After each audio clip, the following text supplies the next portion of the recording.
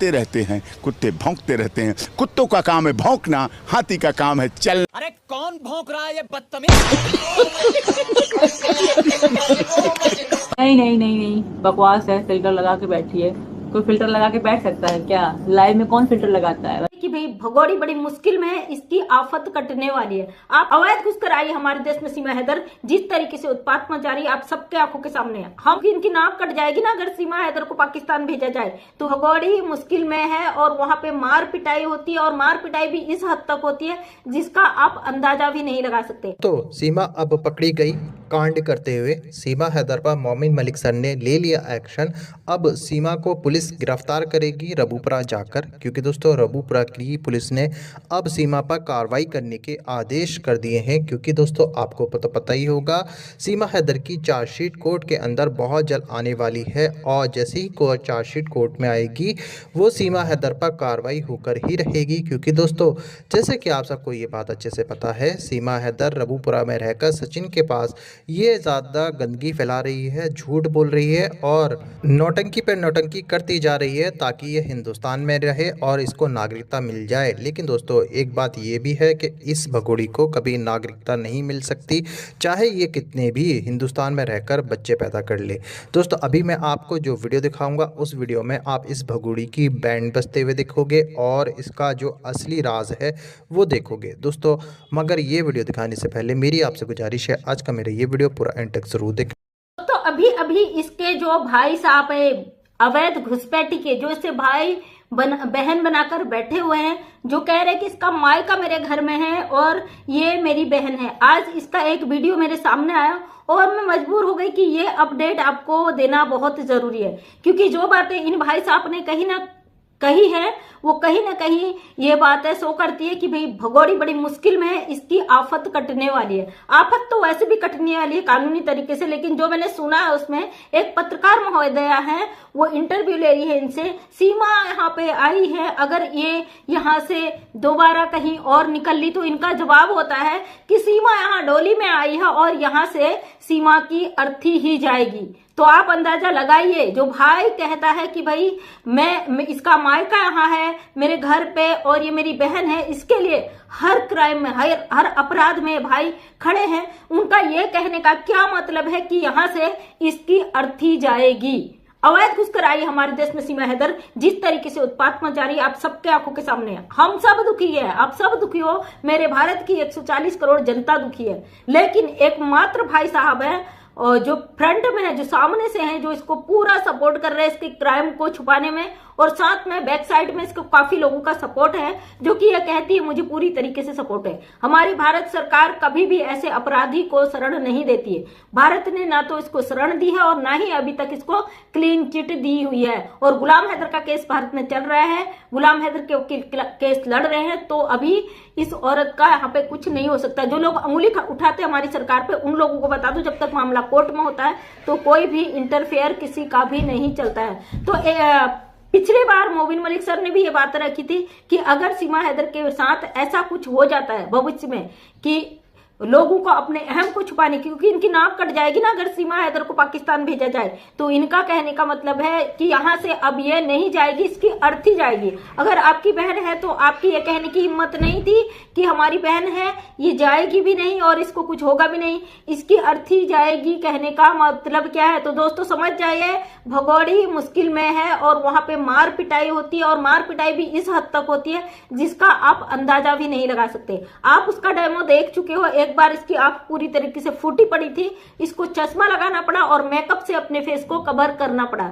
दूसरी बार इसके यहाँ पे माथे में जहां सिंदूर लगाते हैं वहां पे चोट बहुत गहरा जख्म था, और महीनों तक इसने ऐसे एरो के निशान से 1 किलो सिंदूर भर के उस जख्म को छुपाया था। बाकी इसके आंख के नीचे जो नील कई दिनों तक पड़ी थी उसको छुपाते छुपाते लोगों की नजरों पे इसके नील पहुंच चुके थे। मतलब ये भगोड़ी यहाँ पे खुद तो फंसी हुई है, अपने साथ वो 4 बच्चों को भी फंसा कर बैठी हुई है।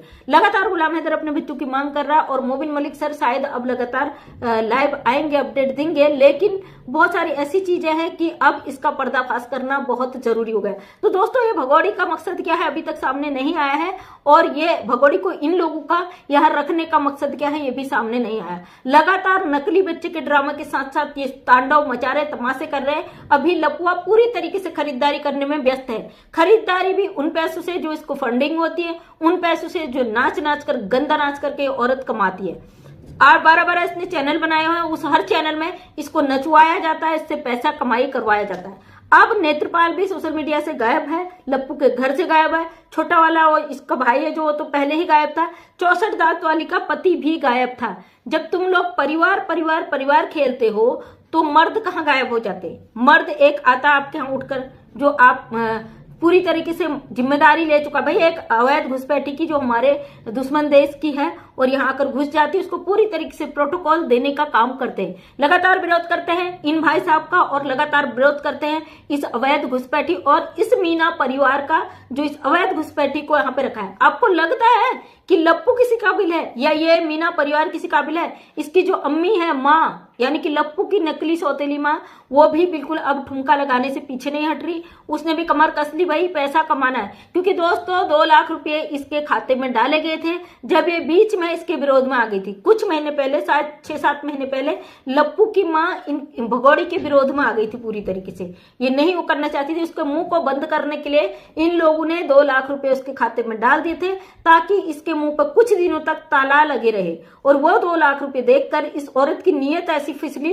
कि यह पूरी तरीके से इस अवैध घुसपैठी, गंदी औरत, नीच गलीच औरत के नक्शे कदम पर चलने उतर पड़ी। अब ये भी खुलकर नाचती है, जो ये कहती है ना मेरी बहू है, सनातनी है। अरे सनातन को बदनाम क्यों करते हो? मीना समाज तो वैसे भी सनातन में नहीं आता। जहां तक कि मैंने पता किया तो मुझे यही पता चला कि मीना समाज सनातनी नहीं होता है। अब भाई ये जिस तरीके से तांडव करती है हिंदू रीति रिवाज में, हिंदू धर्म में, कौन सी महिला है जो बच्चा पैदा होने के बाद तीसरे दिन चौथे दिन से ठुमके लगाती है? भाई भारत की हर पब्लिक तेरी यहाँ पे धज्जियां उड़ाती है और लोग कहते हैं सीमा बहुत स्ट्रांग है इसलिए वो हर चीज कर लेती है।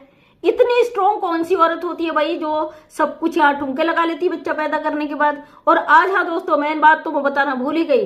अरशद भाई के चैनल पे एक वीडियो आया है जिसमें उन्होंने इसकी रिपोर्ट डाल रखी है, जिसमें वो बता रहे हैं भाई ये औरत कभी मां नहीं बन सकती। ये पाकिस्तान को लगातार लथाड़ती है, हर बिना पाकिस्तान का नाम लिया इसका खाना हजम नहीं होता है। ये रोज पाकिस्तान को किसी न किसी तरीके से ट्रोल करने की कोशिश करती है। आज भी इसने पाकिस्तान का जिक्र किया है, लेकिन वही पाकिस्तान इसकी हकीकत को यहाँ सबूतों के तौर पर भेज रहा है। इसका एक वो लगाया, कुछ चीजें होती है सोशल मीडिया पे पूरी तरीके से रखने की इजाजत नहीं होती है। इसका नाम ही दिखाया कि भाई ये मेडिकल तौर पर ये औरत कभी भी मां नहीं बन सकती, लेकिन फिर भी ये लगातार दावे कर रही है कि मैं भारत आके मैंने ट्रीटमेंट कराया। अगर इसने ट्रीटमेंट किसी हॉस्पिटल में कराया तो क्या इसने परमिशन ली उसकी, और क्या इसके पास वो सारे डॉक्यूमेंट अवेलेबल हैं जब से इसने इलाज कराया, जब से इसकी बॉडी में वो कमियां पाई गई? एक औरत अवैध रूप से भारत में आ जाती है और जिस आधार पर वो बेल लेती है उसको झुठला कर फिर दोबारा एक बंदे से इलीगल तरीके से शादी कर लेती है और फिर वो उसी इनलीगल रिश्ते से एक बच्चा पैदा कर लेती है, फिर दावा करती है कि मैंने भारत में रहकर ट्रीटमेंट करा लिया। तो दोस्तों ये भारत ना हो गया, इस भगोड़ी का ससुराल मायका सब यही हो गया, क्योंकि ये औरत जिस तरीके से अवैध रूप से घुसकर आई है, जिस तरीके से इसने भारत का कानून तोड़ा है, उसका डर खौफ लोग कहते इसके अंदर नहीं है, लेकिन इसको अपना अंजाम पता है। हाँ, इसको बिल्कुल भी अपने मरने का डर नहीं है। अगर होता तो ये बंदी अभी तक अपना जुर्म कबूल कर चुकी होती। हमारी जांच एजेंसी को चकमा देने के बाद भगोड़ी पूरी तरीके से यहाँ पर बैठी हुई, इसको किसी बात का डर नहीं है, क्योंकि इसको पता है इसका मकसद क्या है। उस मकसद को पूरा करे बिना ये अपने उस डर को किसी के आगे जाहिर नहीं करना चाहती। रही बात 4 बच्चों की, वो हैदर के बच्चे हैं, पाकिस्तानी बच्चे हैं। चाहे कितना ही जुर्म करे, कितना ही कानून तोड़े, लेकिन उन 4 बच्चों को हमारी सरकार जरूर हैदर को देगी। अगर भगोड़ी का कुछ बड़ा मकसद है तो उसका भी पता चल जाएगा। फिलहाल ये पब्लिकली मामला हाईलाइट हो चुका, पूरी दुनिया की नजर में भगोड़ी बच नहीं सकती। अब इसकी उल्टी गिनती। जी हाँ दोस्तों, उम्मीद करता हूँ कि इस वीडियो में जो मंजू जी ने जानकारी दी है वो आपकी समझ में आ गई है। पूरी जानकारी इस केस को लेकर, सीमा भगोड़ी को लेकर, और साथ साथ जो है सीमा भगोड़ी की काफ़ी अच्छे तरीके से मंजू जी ने धुलाई भी की है। उम्मीद करता हूँ ये धुलाई पसंद आई होगी। उधर गुलाम हैदर भी बहुत जल्द भारत आ रहा है। दोस्तों मोमिन मलिक साहब से मेरी बातचीत हुई थी, और उन्होंने कहा था सब अच्छा है, बहुत जल्द गुलाम हैदर आएगा और ये सब जेल के अंदर होंगे। तो दोस्तों वीडियो अच्छी लगी तो वीडियो को शेयर करें, लाइक करें। मिलते हैं एक नई वीडियो के साथ।